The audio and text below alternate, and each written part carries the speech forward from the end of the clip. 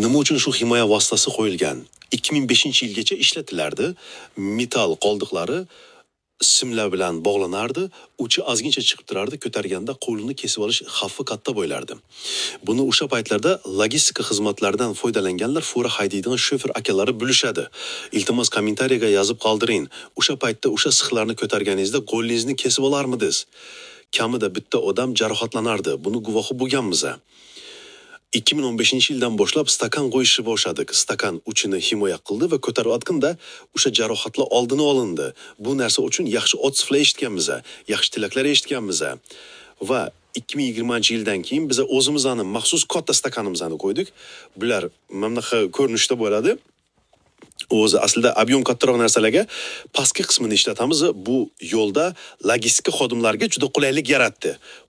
Haligacha xursand bo'lishadi. Aytishadi, shu narsa bo'lgandan keyin jarohat kamaydi, qulay bo'ldi deyshadi.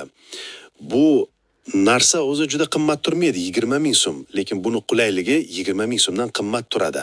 Uyingizga saqlab qo'yganingizda luboy sexni 40 sm mi, 45 sm mi, 30 sm mi buralib pastga kiraveradi. Hisob qo'yasiz, ixcham ham qulay turadi. Shuni bir qismdan foydalanamiz. Shu himoya vositasi qilinishiga siz qanaqa fikrdasiz? Bu o'zi shu himoya vositasi shu six uchun kerakmi yoki kerak emasmi? Iltimos kommentariyada fikringizni yozib qoldiring.